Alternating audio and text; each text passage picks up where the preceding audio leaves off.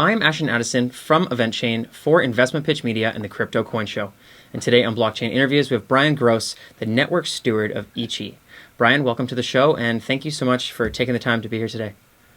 Hey, thank you, Ashton. It's really nice to be here and talk to you about ICHI and the future of money. Yeah, I'm really excited to dive into ICHI, the stablecoins, Decentralized Monetary Authority, and you really have some interesting initiatives on this community project right now. I would love for you to start us off with just a high-level overview of ICHI and the platform, and then we can dive into the details.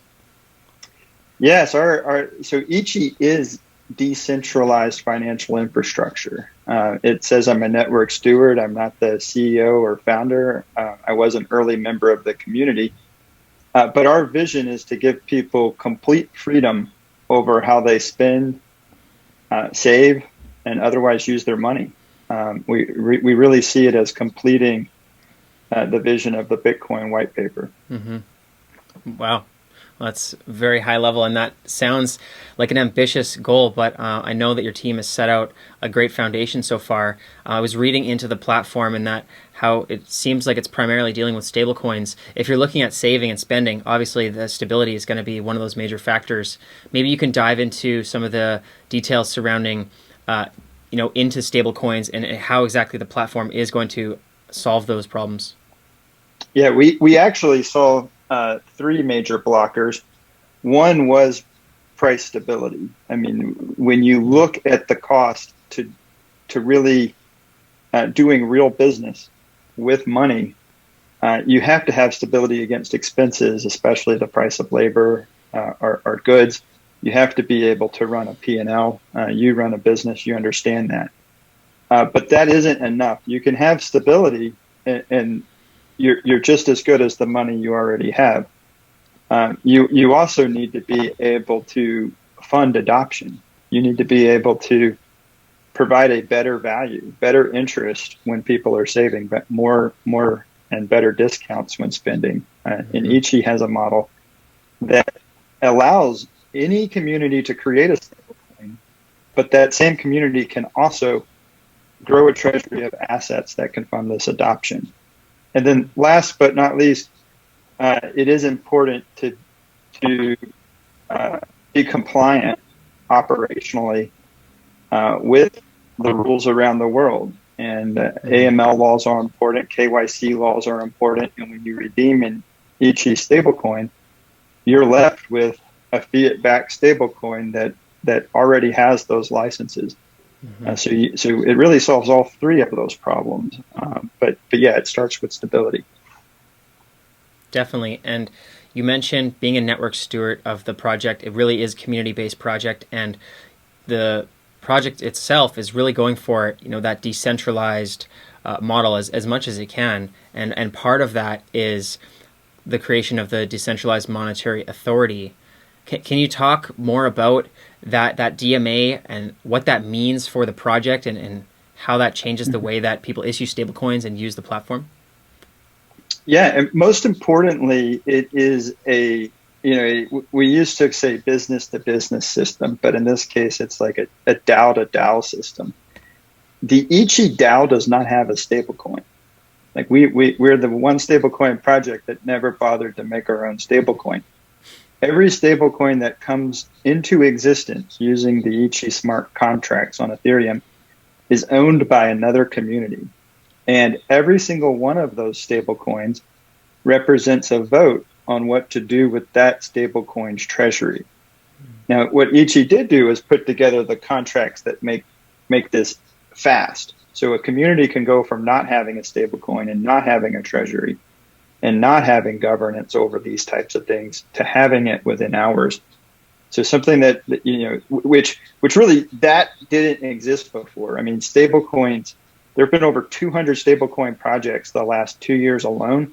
Only 30% have launched, and I'm saying we can launch one for any community in just minutes. Mm-hmm. Wow, that's really interesting. And obviously there are some advantages to having this decentralized authority, but there also sounds like there could be disadvantages, and it does make it a little bit more challenging as well. Can you talk about those advantages and disadvantages and that trade-off?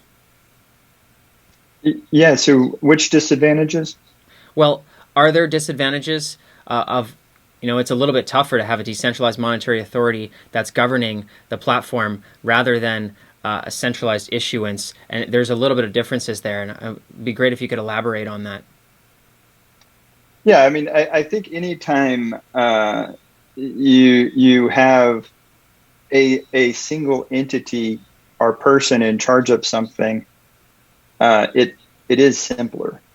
So it would be simplest to create a company and to accept your money as a deposit and to issue you an IOU on a blockchain, the stablecoin IOU, so that if you ever wanted $1 back, you'd come in and ask me for it, and my system could give it back to you.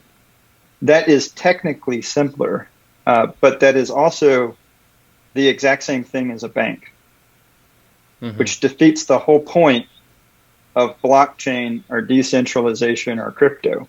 So it's hard for me to think of it as any advantage of that system, because that's the system we've had for hundreds of years. So in our case, you do have to you do have to govern it. You do have to pay attention. You need to elect your representatives. You need to believe in the community that you are participating in. But if you do those things, it really isn't more work.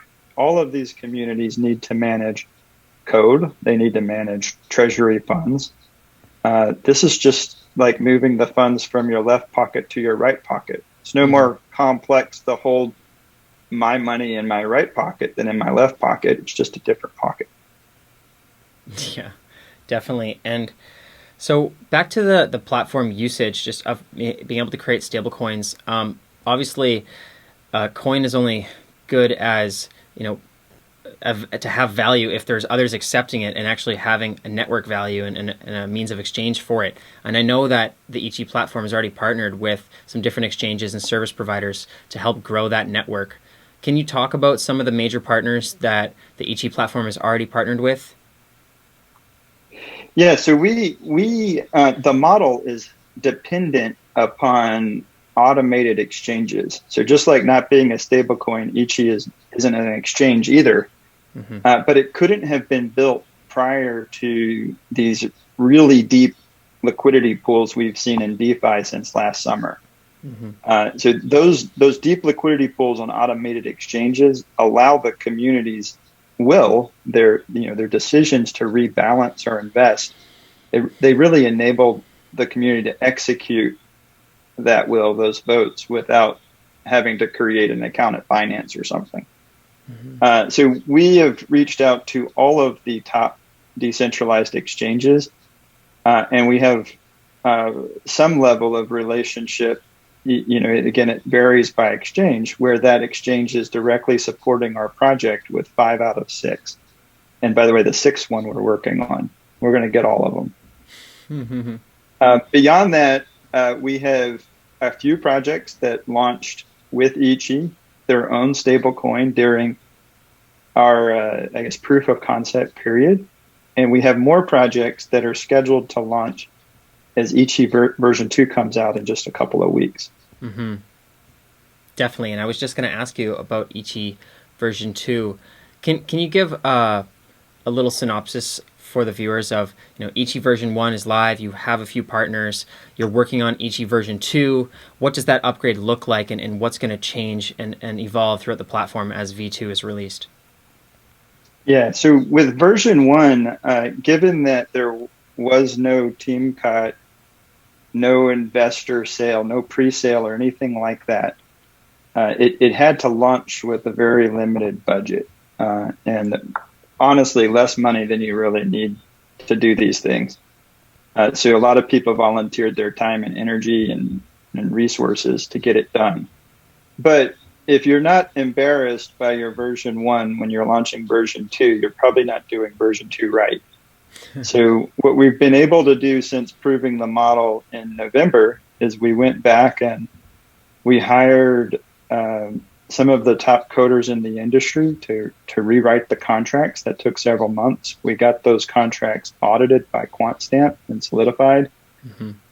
we really re-architected it for the two-tier of governance, where ICHI's controlling the oracles, the investment strategies, basically the whitelisted contracts, but the communities are in complete control of their money. And so that the ability to do all that on chain it really comes as part of version 2. And then the last part, and this is the most exciting part, is when we were in version 1, you had to create a new custom contract for each project that wanted a stablecoin. Now, it really, the changes weren't that extensive. You had to plug in a different contract address, adjust a few parameters. But even if you change just a code comment, your audit doesn't apply any longer. And so you would have had to go and get new audits done. It adds weeks of time if you really wanted to do things right. But with ICHI version 2, there's a factory contract. So you put in your scarce crypto, you select from the whitelisted oracles and collateral options, and you will have a quant stamped audited stablecoin in minutes. Wow. So that's really the big difference. It takes a little while to explain because the model isn't changed. How the stablecoin maintains its peg was proved with version 1, and that will continue. But the difference is like going from really just a proof of concept to a production device or system. This thing can scale to meet the needs of everyone with version 2. Definitely, and that sounds like a significant upgrade. So I'm looking forward to seeing V2 launch there and more stablecoins being produced under the platform. Now, you mentioned that about the ICHI platform that there wasn't a stablecoin, but there is an ICHI token, if I'm not wrong. Can you talk about the ICHI token in the platform and how does that work throughout the ecosystem, and does it create a sustainable ecosystem for all the participants? Yes, yeah, absolutely. So the ICHI token there's a supply of 5 million. That contract that made those tokens minted all 5 million last November, and a day or two later, all 5 million were transferred to the liquidity rewards contract. And when the time arrived to start providing those rewards, ICHI started coming out of the contract to whoever had minted stablecoins and deposited their assets to a decentralized exchange.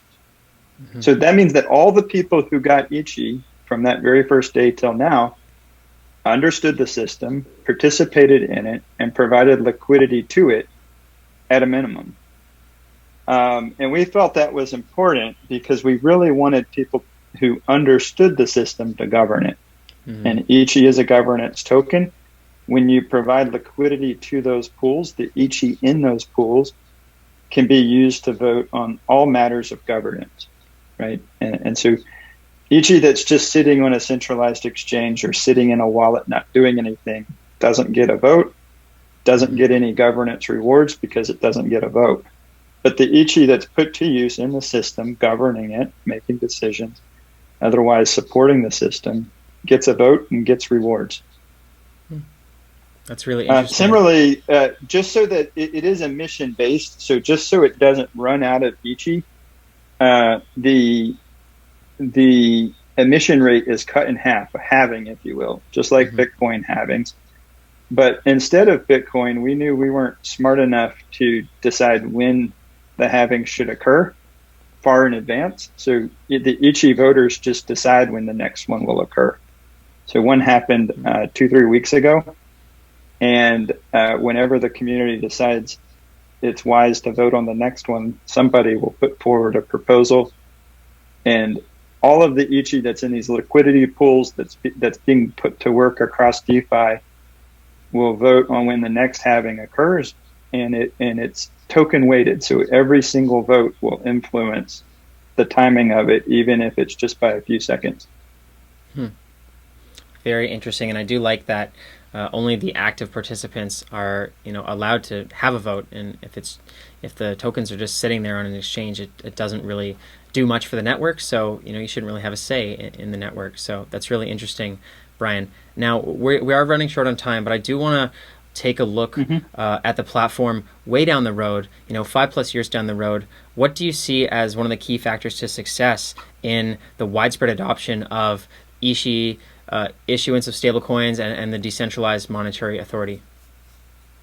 Yeah, so the success of ICHI is entirely dependent upon the projects that launch one tokens. So if they and their community find value in having money that is stable against expenses, they find value in building up a treasury of their scarce crypto. And if upon discovering that value, they do a lot more of it, ICHI will be just fine. If we're wrong and they'd rather use Tether, then I guess we'll go away. Well, we'll hope that doesn't happen, but I'm really looking forward to seeing it grow out, and especially with this version 2 that's coming out, it does sound very promising. I will be following along with the project. If the viewers are looking to follow along with ICHI's upgrades and just learn more about the platform and to get involved as well, what's the best way for them to learn more? The best thing to do is to start by going to ICHI.org. That's ICHI.org. And then at the bottom of the page, you'll see Join Us in Telegram. So you could click there and join the discussion. Sounds great, Bryan. I will leave the links for the ICHI community and the website in the description box below. All the best with the continued growth of the community platform, and let's follow up in the near future. Yes, thank you, Ashton. Appreciate you having me on the show today.